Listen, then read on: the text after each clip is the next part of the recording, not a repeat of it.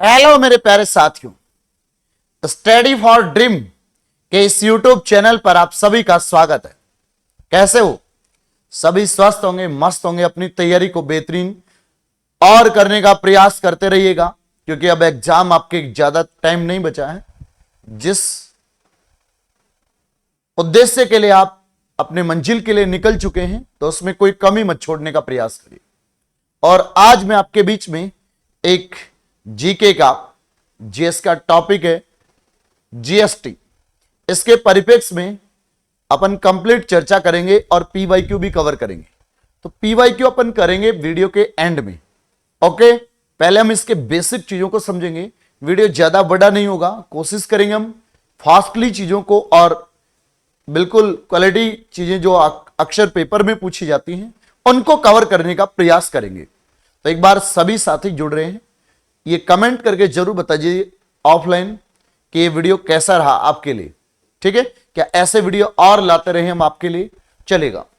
तो अब देखते हैं अपन सबसे पहले यहां पर मेरे प्यारे साथियों कुछ पीवाईक्यूज थंबनेल पे देखे होंगे।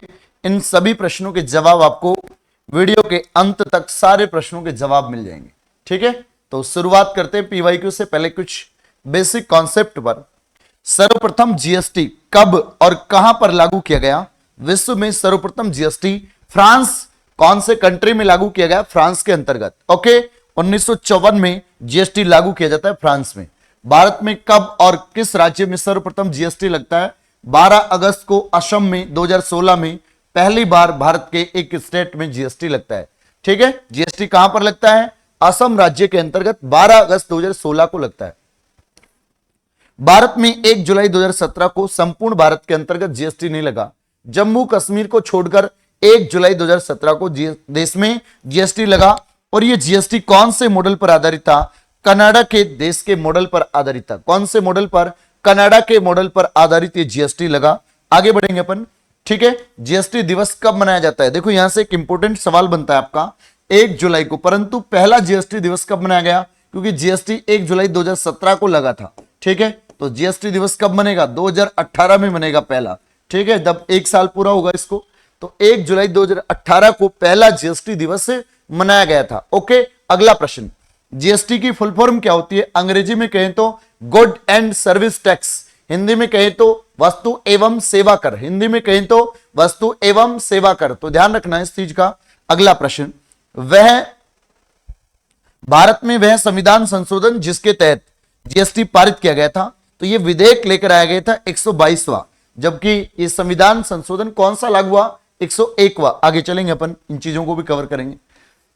2014 में संसद में प्रस्तुत किया गया था जीएसटी विधेयक के पक्ष तथा विपक्ष में कितने वोट पड़े? तो भाई 336 तो इसके पक्ष में पड़े थे, 11 वोट विपक्ष में पड़े थे। पक्ष विपक्ष में वोटों की संख्या 336 और 11। ओके, आगे बढ़ेंगे। जीएसटी बिल राज्यसभा तथा लोकसभा में कब पारित किया गया? तो देखो राज्यसभा में पारित किया गया था 3 अगस्त 2016 को। 3 अगस्त 2016 को, जबकि लोकसभा में 8 अगस्त 2016 को। जबकि राष्ट्रपति की मंजूरी 8 सितंबर 2016 को मिली थी। राष्ट्रपति की मंजूरी कब मिली? 8 सितंबर 2016 को यहां पर राष्ट्रपति की मंजूरी मिलती है। उसके बाद क्या होगा? जीएसटी।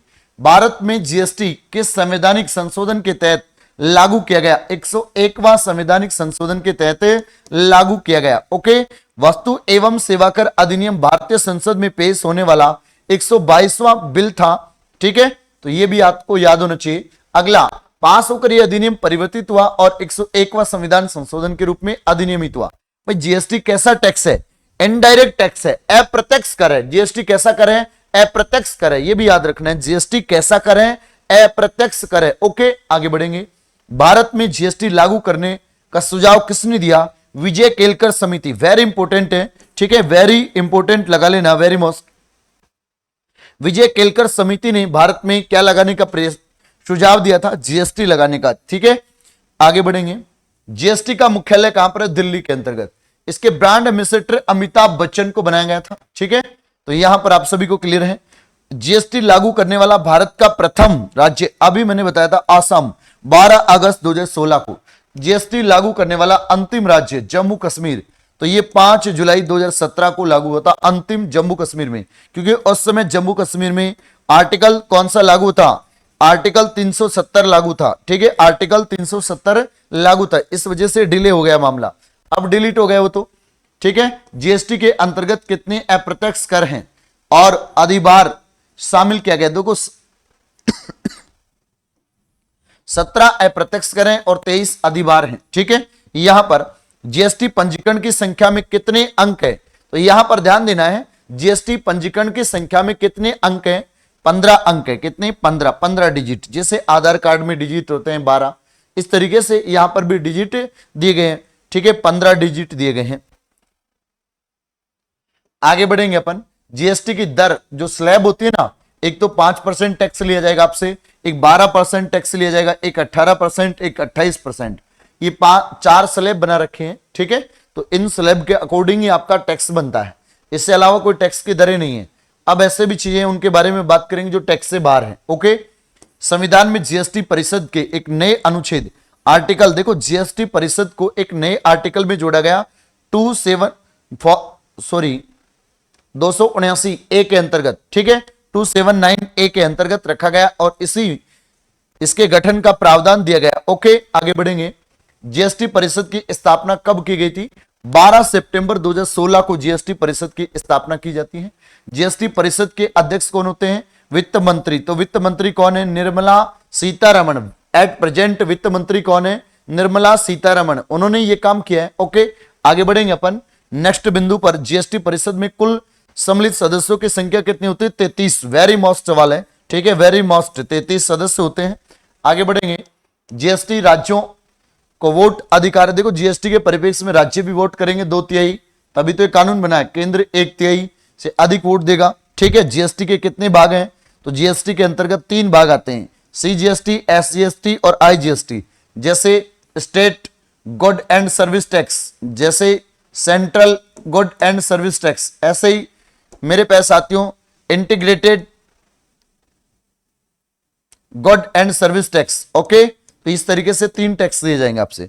आईजीएसटी को संविधान के अनुच्छेद 269 ए के अंतर्गत, ठीक है, वहां पर वो 279 ए के अंतर्गत था और ये 279 ए के अंतर्गत, बस इनमें 10 आर्टिकल 10 का चेंजमेंट करना है।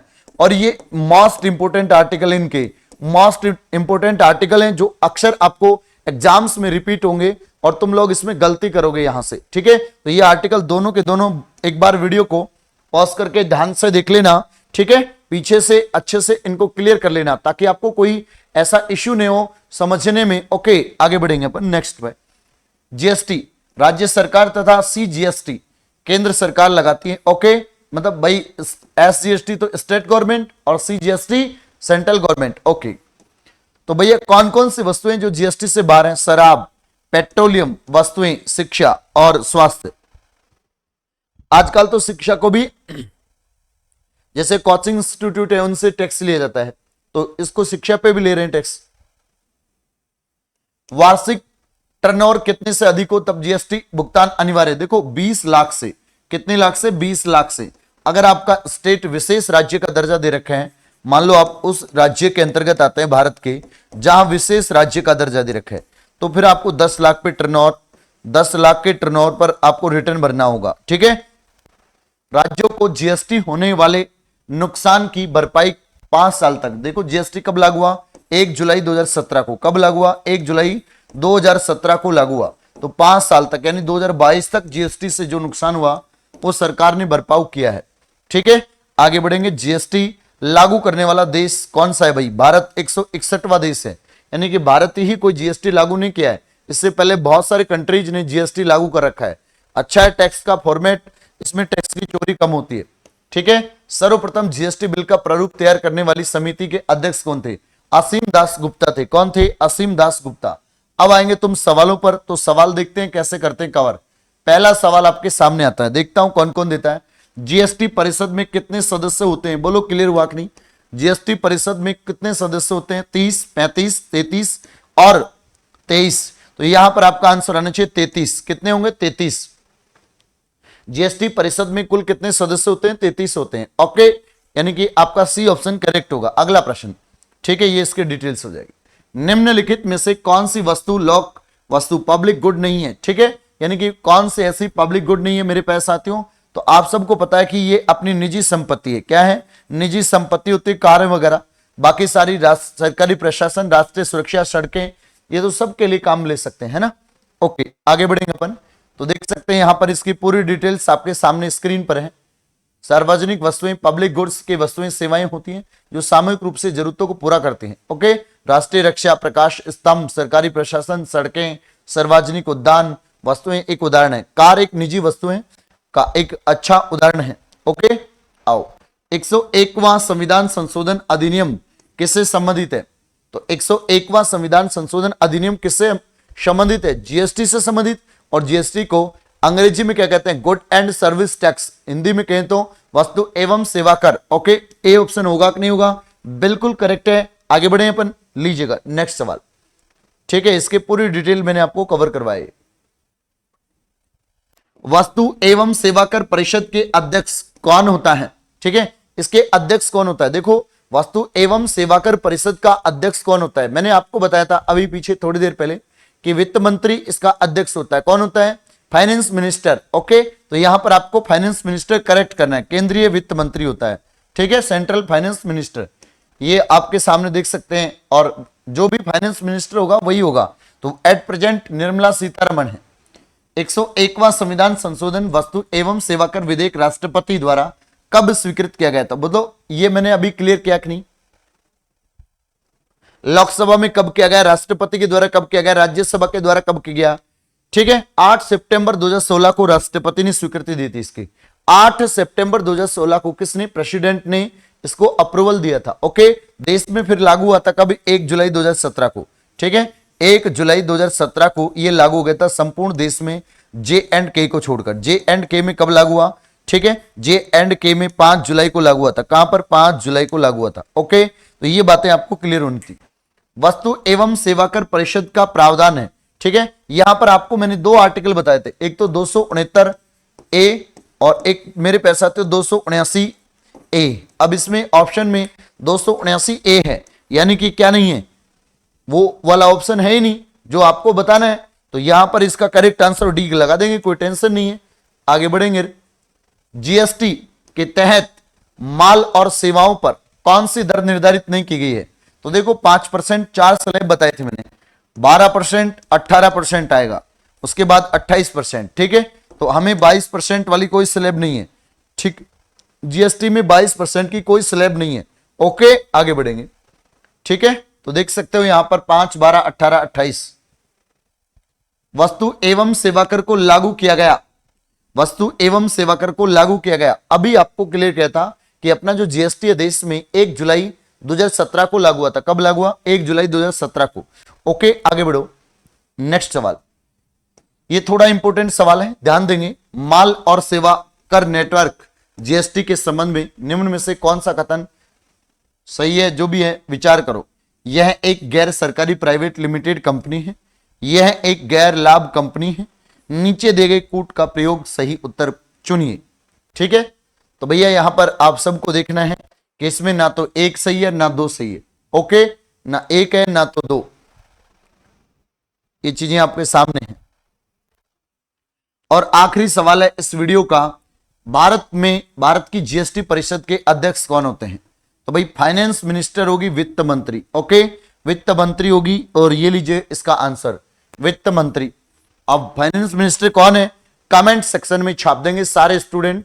और वीडियो कैसा लगा? आज अगर जिसने भी ये बताया फाइनेंस मिनिस्टर कौन है, मान गए कि करंट में वो थोड़ा मेहनत कर रहा है। ओके, वीडियो कैसा लगा? जय हिंद, जय भारत। बने रहिए स्टडी फॉर ड्रीम के साथ। अगर आप अपने सपनों को उड़ान देना चाहते हैं तो मेरे प्यारे साथियों, एसएससी जीडी का बैच चल रहा है। ठीक है, आरपीएफ का बैच चल रहा है, आरपीएफ का, ठीक है, आरपीएफ का बैच चल रहा है। और ये सारे बैच आपको अफोर्डेबल प्राइस में चल रहे हैं। ठीक है, यानी कि 300 से नीचे नीचे आपको सारे बैचेज मिल जाएंगे। कोई बैच तो आपको 100 रुपए में मिल सकता है। तो एप्लीकेशन का वीडियो के डिस्क्रिप्शन में लिंक है, जाकर ज्वाइन कर लेना। देरी किसी बात की नहीं होनी चाहिए। अगर आपने अपने सपनों को उड़ान देनी है तो एक मोटिवेशन के साथ अपने इस वीडियो को समाप्त करेंगे। ठीक है, ना संघर्ष ना तकलीफ तो क्या मजा है जीने में। बड़े बड़े तूफान थम जाते हैं जब आग लगी हो सीने में। अगर आपके सीने में वो आग है, उस आग को, चिंगारी को मेरे प्यारे साथियों कुछ बड़ा रूप देने का प्रयास करिए, जो अपने लक्ष्य के रूप में बदल जाए। और जिस विद्यार्थी ने ठान लिया तो उसको मिला भी है लक्ष्य। जिसने ठाना नहीं, जिसके यह है कि कल कर लेंगे, परसों कर लेंगे, वो करते रह गए। और जो मेरे प्यारे साथियों जिसने सोचा कि आज करना है इस चीज को, और वो प्रयास उनका सफल हुआ और आज वो सिलेक्टेड अपने डिपार्टमेंट में नौकरी कर रहे हैं। तो आपके अंदर भी वो जुनून होना चाहिए, वो जुनून कम नहीं होना चाहिए। कंटिन्यू बनो, सारी क्लासेस चल रही हैं यूट्यूब पे। तो तब तक के लिए जय हिंद, जय भारत।